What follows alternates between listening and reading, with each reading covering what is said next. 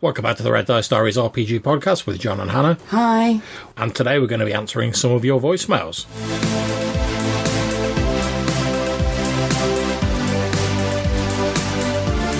And first up we have Randy from Biggus Geekus. Take it away, Randy. Just listened to your Vargouilles podcast, and it was really good. They are horrific little... I really can't even... Wow. Wings and a head floating around, tentacles on it. Really pretty gruesome. It was funny when Hannah mentioned dragons. That came to my mind too. Dragons and giants. Wow, what a mess they could be. How dangerous could that be? I'm sending this message from my car, so I apologize if it's garbled. But have you heard of the creature called, and I'm going off the cuff here. I was going to wait till I got home, but I was too excited. Love that episode. Love those creepy abyssal, Tartarus, Carceri, whatever they might be, creatures.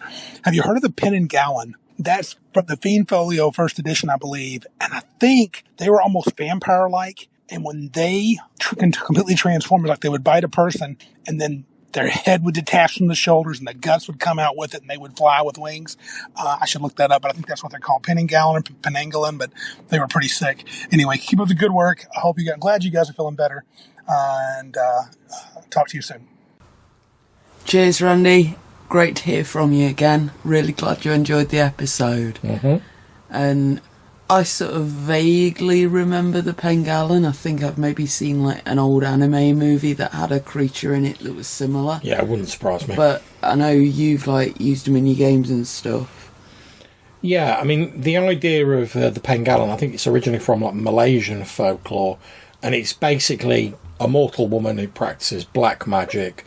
They do a ritual, obviously without going into all the details, that's a bit beyond the scope of this, but they do this ritual, and then effectively during the evening, their head detaches from their body. So you've just got like this hovering head with like a trail of slimy viscera and internal organs behind it, almost like a weird sort of tail. It flies around and like preys on people, particularly like pregnant women, stuff like that, and to get its nourishment. Then as it's getting to like daylight again, it basically heads back to where the body is, which has just been like lying there inert like a headless corpse. It crams all the internal organs back into the body, pops the head back on. It's then in control of the body again. It gets up and it carries on working through the day as just a normal person. And I don't really recall them specifically for D&D. I know they're in there, but as far as I remember, it's just sort of like a variant vampire in D&D. But obviously the downside to a Pengallan, depending on how you look at it, is during the day, because they're effectively a normal person during the day, they're protected by the body, they're not sort of prey to a lot of the weaknesses that would get a traditional vampire. So sunlight, no problem for a Pengallan, because technically during the day it's not a Pengallan, it's just a person. But as soon as you get to night, off comes the head and off it goes. So yeah, I'm with you, Randy. I love all these sort of like crazy creatures, especially if they draw on sort of like folklore from places of the world that I'm not familiar with. I enjoy sort of like delving into folklore, and it helps me sort of like, if not visit, you know, sort of at least sort of get some idea of like a bit of the culture of these places. And I think it's always great to take inspiration from different places, because much as we all love the old like orcs and elves and stuff like that, as we all know, after a little while, your player characters have seen everything, maybe they get a bit jaded, you're suddenly pulling this like vampire out of Malaysian folklore, it gets them to like sit up and sort of take notice, because they don't know exactly what this creature is. So yeah, I think bringing in exotic things like that can be really, really interesting, and it can certainly add a lot to your game and sort of enrich the background if you delve into the folklore a bit. But as we say, we're glad you enjoyed the episode, dude. And speaking of Biggus Geekus, next up we have Randy's partner in crime, Joe, who has kind of left us a voicemail. So take it away, Joe. Just listen to your Save or Die podcast, or Save or Die episode on your podcast.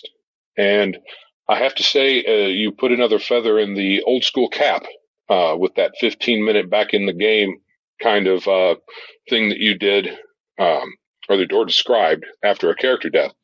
And that's very different from Third and Pathfinder, which I have more experience with, and it takes the sting out of a save or die, or just a regular death for that matter, if all it takes is 15 minutes to get back in the game. Nothing stinks more than getting killed early on in the session and then just sitting there doing nothing. Another thing that will pull me much closer to old school and away from the more modern games. Time investment in character generation is kind of, I think, one of the evils of the modern games. Takes too much time. I'd rather game. Anyway, a good job, and I look forward to your next episode. Bye.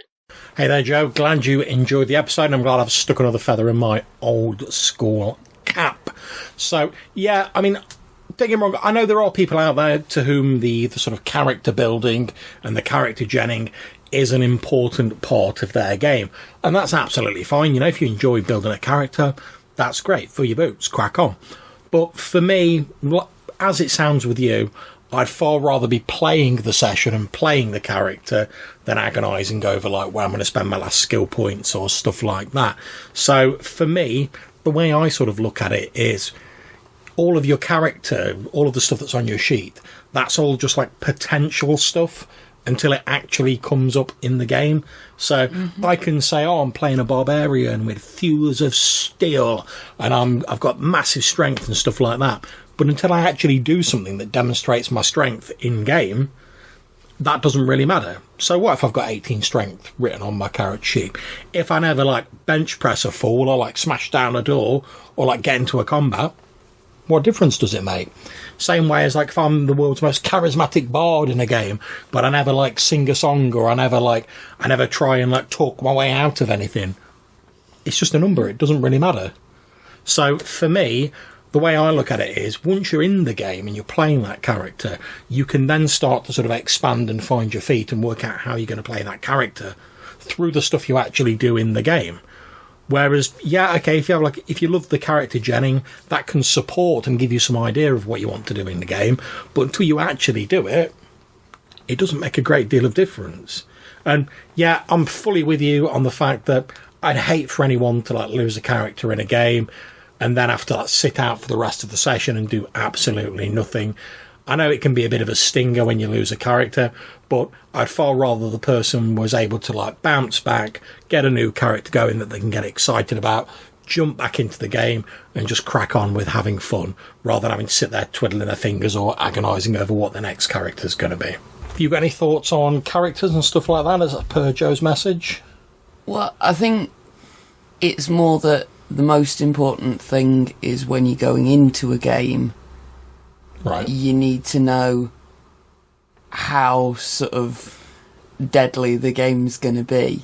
Yeah. Because if you're expecting a long haul, long campaign where not many people are likely to die, you are going to get more invested in that character than you are in, like, a low-level thug in a game where somebody dies every session and there's often a TPK.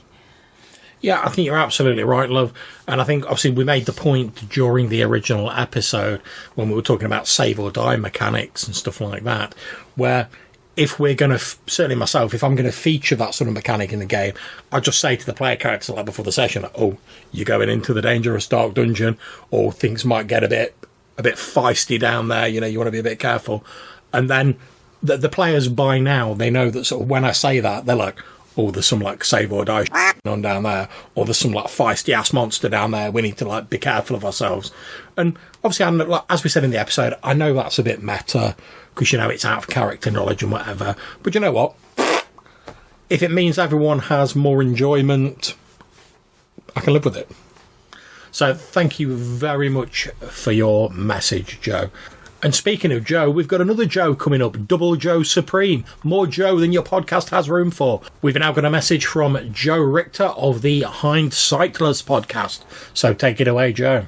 Hey, what's up, Hannah? What's up, John? Awesome episode on Save or Die mechanics. It's funny, I just was introduced to a 5e character sheet. Somebody statted out the rabbit from Monty Python and the Holy Grail. It's a CR8 monster, and if it bites you, you have to make a con save or your head gets chopped off and you die. So we were talking about it, the person I was looking at the sheet with. That'd be fun in a one-shot, but if you were playing a longer campaign, probably not so much. Because, yeah, I'm just not a fan of the whole idea of throwaway characters. I don't know. To me, that's just not all that exciting. So I'm not a huge fan of Save or Die, although I'm not opposed to them. They come up. There's plenty of them in Pathfinder, and they do happen. And it's always exciting when a save or die mechanic comes to the board and the players save and they don't die. Anyway, great stuff. I'm glad we're in agreement. How about you, love? Yeah, I mean, and I think as we've sort of seen from the two Joes, actually two Joes, that'd be an amazing name for a podcast. The two Joes messages, a lot of it does come down to like save or die, how long it's going to take you to create a character to get back into the game. Now, Joe Richter obviously plays all the Pathfinder, and I know he's like the man when it comes to Pathfinder character sheets. He knows how to generate a Pathfinder character, so he can probably do it fairly quickly and get himself back into the game. So happy days, no problem there. I run OSR games, it takes you a few minutes to gen a character. So if you lose one, you can bounce back into the game fairly rapidly. So I don't find the mechanics too vexing. However, if I had to, if I did a save or die and my character died, and then I knew I'd got to spend 25, 30 minutes generating another character before I could get back in, I don't think I'd be loving it so much. Yeah, whether it's Pathfinder or D&D, if you're having a lot of character death in your games, you probably want to tell your players about it in advance so they can have a backup character pre-gened. Yeah, it's all about setting expectations correctly, isn't it? But, yeah, like we say, I mean, I think your mileage can vary depending on what game you're playing and sort of how long it takes to get back into it. Now, to be honest, for me, because I know a lot of people aren't keen on the old school, purely random character method, but for me, I actually quite like that because I think it's it gives me a challenge, because I'll happily play pretty much any class in old D&D. So there's a website, I'll try and find the link to it and put it in the description, where you can just literally refresh the website and it's here's a first level basic D&D character. And I've used that when I was playing Cody Mauser's Barrowmaze game. If I lost a player character, I had that queued up ready, so I could literally be F5, refresh, boom, there is my new character, and I could be straight back into it. And I'd be happy with that because, I'll happily play any class, and I see it as a bit of a challenge. Whereas maybe if you're someone who likes to more sort of tune their sort of characters more towards a specific idea, that wouldn't really rock your world. But anyway, thank you very much for the message, Joe. Greatly received. And next up we have a message from Jason of the Nerds RPG Variety Cast. Take it away, Jason. Hey, John and Hannah, Jason here. The Vargouilles. So, your bat-winged heads, if I'm saying it wrong.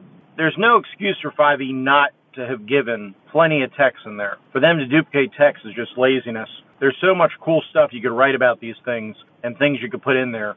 You should have no problem filling 2 pages full of stuff for this. Really cool monster. And, I wouldn't even ask. To me, if you had a dragon head Vargouille, of course it's going to breathe fire or frost or whatever, right? I would be very disappointed if that dragon head didn't breathe. Mind you, if I see a skeletal dragon, I'm going to expect that skeletal dragon to breathe too, just because, well, it's a dragon. Of course it breathes, right? I mean, it's a fantasy game. Come on. Anyhow, great job. Talk to you soon. Cheers for the message, Jason. And I absolutely agree. If you're going to put a dragon head Vargouille in your game, it's got to have some dragon stuff along with it. It's got to be a lot more badass than a normal one. Yeah, I mean, I pretty much 99% agree with you both. I would say the only possible reason why you might have it without that is if you wanted to do the old bait and switch / double bluff when you play characters, where you wanted to send ostensibly a lower level sort of creature out, because obviously a Vargouille with a breath weapon would be considerably tougher than your average Vargouille. But if you wanted to sort of send out the low level one, but have them being it's a dragon head, it's gonna breathe fire on us, and then it doesn't, you could do it in that way, to have that sort of bait and switch. But obviously you've then got to sort of deal with the fact it might be a slightly anticlimactic sort of disappointment.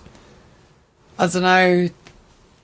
See, why would you use a dragon head unless you wanted to give it a dragon breath weapon or dragon level intelligence? And that's the only time I can see it's justifiable to not give it the breath weapon. Yeah. If it's going to be dragon level intelligence and maybe some dragon spells of other types. I mean, like I say, the only reason I can think of you wouldn't give it a breath weapon is if you wanted it to be a lower level monster, but you still wanted it to intimidate the player characters. Even then, though, I think you've got to telegraph the fact that it hasn't got a breath weapon by having it spend a turn trying to use its breath weapon, and maybe describe what that looks like. And I mean, maybe if it's got like an acid attack, instead of the acid spitting out of its mouth, it just dribbles out the bottom of the neck.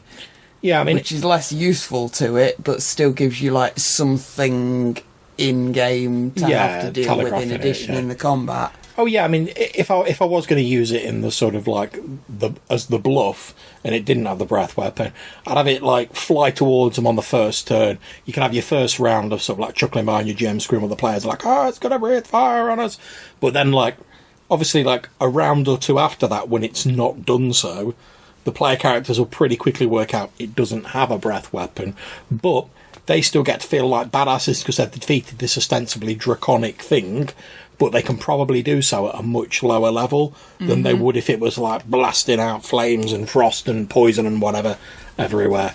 But yeah, that's the only like reason I can really think to not have a breath weapon, because let's face it, it'd be cool with a breath weapon. And to be honest, if I was going to have it without a breath weapon, I'd have a lot of Vargouilles rock up. They're like, maybe the players get a bit cocky, they're like, "Oh, we'll be that's got any breath weapon." Then I'd have like an actual dragon show up. Like with a breath weapon. Or maybe you have like one Vargouille that's got sort of like a bit of like, I know this isn't sort of like how it goes in the books, but maybe you've got a Vargouille that's got some of its organs intact, you know, maybe a bit like the Pengallan that Joe was talking about earlier. And if the player characters pick up on that, you're like, oh, it's got like its esophagus and its stomach and whatever, and it's like glands and whatever attached to the bottom of the head trailing behind it. Maybe if a smart player will be like, oh, that might mean it's got the breath weapon, and that rewards the player being smart for noticing that the first one we thought was just a head.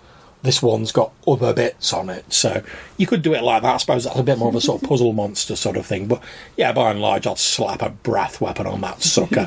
And to round things off, we've got another message from Jason. Hey, John and Hannah. Save or die. John was there for my favorite save or die story, or should I say no save and die story. We were playing the Black Hack, very first session that Dave Aldrich ran, and we were in his wizard's tower, and he had cast a spell making so half of this level of the tower was gone, but there's a spell cast and we all, I guess, failed our save on, or never had a chance to save against, and it made it look like there was floor where there wasn't floor. So my character strode out there, and Dave promptly announced that, well, I fell to my death. Luckily, someone, I believe Colin, asked if he could grab my character before I fell to my death, and he let him do a dex save. So there was a save involved, and I didn't die, but I didn't get to make that save. So I'm chuckling because I got to see John's face while you were describing that, and it was glorious.